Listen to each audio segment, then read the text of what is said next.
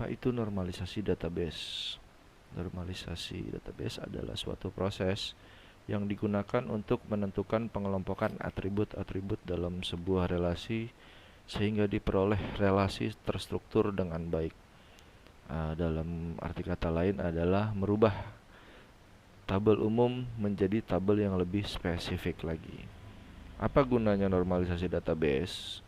Adalah untuk menghindari insert, delete, dan update anomali atau kejadian-kejadian yang tidak diinginkan ketika kita melakukan insert, delete, dan update kepada satu database. Oke, fungsinya bagaimana langkah-langkahnya dan apa yang harus dipenuhi ketika melakukan normalisasi database. Yang pertama, hasilnya adalah tabel mengandung sedikit redundansi atau pengulangan, atau yang lebih spesifik lagi adalah tidak adanya data yang diulang secara spesifik. Jadi tidak ada data yang sama persis dengan isi data yang sama persis pada baris-baris yang kita masukkan. Kemudian tabel yang kita sudah tampilkan adalah bebas anomali dan sudah konsisten. Tidak ada keanehan atau kejanggalan di sana. Kemudian normalisasi dilaksanakan melalui sejumlah langkah. Setiap langkah berhubungan dengan bentuk normal tertentu yang nanti akan kita pelajari, nilai dari 1 sampai dengan 3 NF. Kemudian bentuk normal atau hasil akhir adalah suatu keadaan yang dihasilkan oleh penerapan aturan-aturan sederhana yang berhubungan dengan dependensi fungsional terhadap tabel. Apa itu nanti kemudian akan kita pelajari. Selanjutnya langkah-langkah normalisasi. Yang pertama adalah kita akan menampilkan anormalized form, yaitu tabel umum yang biasa kita terima. Kemudian kita akan melaksanakan langkah pertama, yaitu first normal form. Selanjutnya second and third normal form. Biasanya pada langkah ketiga ini kita sudah mendapatkan tabel-tabel yang spesifik. Namun ada langkah juga selanjutnya, yaitu BCNF, yaitu Boyce Codd normal form, fourth normal form, dan fifth normal form, dan ada yang sampai sixth normal form. Namun langkah ini jarang sekali dipakai untuk tingkat-tingkat under enterprise. Pada skala besar kita bisa menggunakannya. Selanjutnya ini adalah tabel universal, tabel umum yang umumnya kita buat di perkantoran. Di tabel-tabel ini memiliki banyak sekali atribut. Kita lihat 1, 2, 3, 4, 5, 6, 7 atribut. Nah, tabel ini masih dalam bentuk umum, belum dibentukkan secara spesifik. Kita lihat selanjutnya langkah-langkah dalam pembentukan first normal form. Langkah pertama, yaitu setiap atribut harus unik.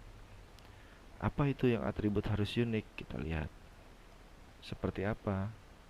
Nah, atribut yang unik itu adalah di mana atribut tidak memiliki percabangan. Berikut adalah contoh dari atribut yang tidak unik. Oke, di sini ada tabel name dan gender. Namun pada tabel gender terjadi percabangan. Ada 2, ada male dan female. Kemudian isi di bawahnya baru diisikan kembali male, female di sebelah kanan. Nah, tabel ini harus kita standarisasikan lagi, tidak boleh ada percabangan di atribut. Nah, bentuk hasil lainnya, hasilnya dari normalisasinya adalah tabel name dan gender hanya menjadi satu atribut tersendiri diisi di bawahnya. Nah, tidak ada lagi percabangan seperti sebelumnya. Oke, yang kedua adalah nilai atribut harus single. Ini contohnya, nilai atribut harus single. Berikut atribut name dan hobi pada tabel tersebut. Kemudian isinya, value-nya, nilainya, tidak boleh ada percabangan. Seperti ini. Pada Riwanti memiliki 2 hobi, musik dan sport. Ini belum dinormalisasikan. Yang kita harus lakukan adalah kita meletakkan satu lagi nama Riwanti di bawahnya, kita sisipkan. Kemudian untuk hobi sport kita turunkan ke bawah. Jadi hanya ada satu hobi nanti, Riwanti dengan hobi musik dan Riwanti dengan hobinya sport. Oke, selanjutnya setiap baris harus unik. Pada setiap baris harus unik. Kita lihat pada tabel ini. Oke, kita lihat sebentar. Oke. Pada tabel nama gender kelas, ini setiap value-nya belum unik. Oke, kita lihat ada pengulangan di sini. Riwanti female kelas SL. Ada lagi terjadi Riwanti female kelas SL. Nah, each row masih unik. Setiap baris harus unik. Tidak boleh ada isi dari row ini yang diulang. Oke. Kita ulang lagi. Nah, setiap row ini tidak boleh ada pengulangan secara spesifik. Nah, nilai-nilai ini harus berbeda apabila Riwanti female kelasnya SK. Kemudian Riwanti female SL itu dibolehkan. Karena setiap baris itu tidak boleh sama persis. Oke, kita lanjut. Sebentar. Kita lanjut ke sini. Oke. Selanjutnya adalah tidak ada pengulangan grup. Apa itu grouping? Grouping itu terjadi di sini. Tabel name, gender, dan kelas memiliki pengulangan di sini di kelas SL. SL menggabungkan dua row menjadi satu. Ini grouping. Tidak boleh ada grouping. Pada langkah pertama normal form. Baik, meskipun nama gendernya berbeda, cuman kelasnya ini harus dibuat bentuk masing-masing seperti ini. Dibentuk tersendiri. Oke, kita lanjut. Oke. Nah, setelah keempat langkah ini sudah dilakukan, kita lanjut melakukan pilih primary key. Berikut adalah tabel yang sudah distandarkan atau sudah diperbaiki. Nah, pada tabel ini sudah tidak ada lagi grouping. Yang tadinya ada seperti ini. Ini grouping namanya. Code ini untuk ketiga baris. Judul manajer budget untuk 3 baris di sebelah kanannya. Jadi ketiga baris ini menggunakan code, judul, manajer, dan budget yang sama. Grouping ini sudah kita sesuaikan. Tidak ada lagi grouping. Sudah masing-masing baris. Bisa dilihat dan kita lihat walaupun ada nama karyawan yang diulang. A. Smith. Ada lagi di sini. Oke. P. Lewis. Ada juga di sini. Tapi dia memiliki code pekerjaan yang berbeda. Lihat di sini. Jadi tidak ada baris yang nilainya sama persis. Jadi unique attribute. Atributnya sudah unik. Nilai atribut single. Semua baris memiliki nilai yang secara spesifik tidak sama. Oke, kemudian unique row. Oh maaf, nilai atribut single berarti tidak ada lagi. Contohnya seperti tadi, dua nama yang sama, A. Smith, L. Jones, tidak ada di sini. Dia masing-masing sudah. PC 10 sistem pensiun, nama karyawannya A. Smith. Kemudian kita ulang lagi PC 10 sistem pensiun, nama karyawannya L. Jones. Jadi tidak ada penggabungan di situ. Unique row, tidak ada baris yang secara spesifik sama. Single grouping yang terakhir tadi, masing-masing code diletakkan pada masing-masing barisnya. Oke, kita lanjutkan.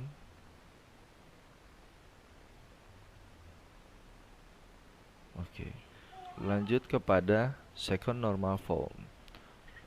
Rulesnya adalah memenuhi first normal form. Seperti tadi, unique row, unique attribute, nilai atribut, kemudian single group. Setelah kita lakukan itu, kita melakukan langkahnya adalah memisahkan tabel menjadi beberapa tabel lebih kecil. Pada tabel besar ini, oke, kita bisa lihat, kita bisa baca di sini ada yang disebutkan ini adalah semua candidate key. Kunci-kunci yang bisa kita gunakan kita milih menjadi primary key. Namun kita lihat judul, manager, budget tergantung kepada code, atribut code. Nomor karyawan, nama departemen, rate itu masih tergantung kepada nomor karyawan. Nama karyawan tidak tergantung kepada code. Nomor departemen tidak tergantung kepada budget. Dia masih tergantung kepada nomor karyawan. Maka itu kita bisa sambungkan kepada tabel yang lebih kecil. Di sini saya bentuk tabel yang lebih kecil. Project tab. Oke. Kita sudah membentuk tabel lebih kecil, yaitu table code, judul, manager, budget. Oke. Atribut-atribut ini tergantung kepada primary key-nya, yaitu atribut code. Kemudian EMP tab. Nama tab ini bisa kita namakan apapun yang menjadi identitas tabel tersebut yang lebih kecil. Oke. Nah, MP tab memisahkan nama karyawan, nomor departemen, nama departemen, rate biaya yang tergantung kepada nomor karyawan. Namun di sini saya masih memasukkan code. Untuk apa? Supaya terjadi relasi antara kedua tabel ini. Ketika kita ingin memanggil query view, kita bisa menyambungkan melalui kedua primary key ini, atau di table EMP kita mau masukkan primary key-nya ini ada dua, atau ini. Jadi masih bisa terlaksana relasi antar kedua tabel. Selanjutnya dari EMP tab tadi, kita lihat EMP tab tadi, kita bisa bikin tabel yang lebih kecil lagi atau lebih spesifik lagi, yaitu tabel nomor karyawan atau employee tab namanya. Saya buat di sini. Employee tab ini hanya memiliki nomor karyawan sampai dengan rate biaya. Saya mengeluarkan attribute code. Karena apa? Karena ini masih bisa terkoneksi dengan nomor karyawan EMP tab. Kita sudah melakukannya lebih spesifik lagi. Selanjutnya, dari ketiga table yang ada di atas, project, EMP, dan employee tab, kita bisa melakukan satu lagi table yang lebih spesifik, yaitu main tab. Di sini saya sebutkan namanya. Oke, saya hanya mau ngambil attribute code, nomor karyawan, dan rate biaya. Kenapa rate biaya saya tarik keluar? Karena setelah kita analisa, ternyata rate biaya tidak tergantung kepada candidate key lainnya. Lihat di sini. Tidak tergantung kepada nama departemen, nomor departemen, tapi dia tergantung kepada nomor karyawan. Tapi ada satu lagi. Rate biaya tergantung kepada nomor karyawan dan kode. Apabila kode 010 nomor karyawan menjadi nomor karyawan 103 kali 1, rate biaya menjadi 250.000. Namun untuk nama karyawan yang sama dengan code yang berbeda, rate-nya akan menjadi berbeda. Ini menjadi analisa kita yang menjelaskan bahwa rate biaya berdiri atas ketergantungan dengan kedua tabel atribut tersebut, code dan nomor karyawan. Secara spesifik, untuk nomor karyawan tertentu dan kode tertentu, rate biaya akan berubah. Oke, kita lihat sudah jelas bahwa code dan nomor karyawan menjadi kedua primary key penentu rate biaya. Oke, selanjutnya kita lanjut kepada third normal form. Syarat third normal form adalah memenuhi second normal form. Berarti syarat 1 memenuhi yang kedua, 2 harus memenuhi yang ketiga. Semua candidate key tidak boleh tergantung pada candidate key lainnya. Seperti ini. Nama karyawan tidak tergantung kepada nomor departemen. Namun ketiga ini tergantung kepada nomor karyawan. Rate biaya hanya tergantung kepada primary key. Syaratnya candidate key tidak tergantung kepada candidate key lainnya. Kita lihat di sini. Nama departemen, nomor departemen tidak tergantung kepada nama karyawan, tapi dia tergantung kepada nomor karyawan tersebut. Oke, transitive dependency harus dipindah ke tabel lainnya. Apa itu transitive dependency? Ketergantungan. Kita lihat. Oke. Tadi kita sudah mengenal inflow tab sebelumnya. Dengan isi nomor karyawan, nama, nomor departemen dan nama departemen serta rate biaya. Dari tabel ini kita bisa lihat ada dua atribut yang tidak tergantung secara spesifik kepada candidate key lainnya. Apa itu? Kalau rate biaya sudah jelas tergantung kepada nomor karyawan dan code. Table code, atribut code, maaf. Nah, tapi ada nomor departemen dan nama departemen. Nomor departemen dan nama departemen ini adalah candidate key yang hanya tergantung kepada primary key. Cuman dia tidak tergantung pada lainnya, dia bisa dipisah. Kita keluarkan menjadi table departemen tab. Karena apa? Nomor departemen ini menjadi primary key bagi nama departemen. Departemen IT ditentukan oleh nomor departemen L004 dan selanjutnya. Maka itu kita bisa pisah tabel tersendiri. Oke, selanjutnya kita di tab nama form.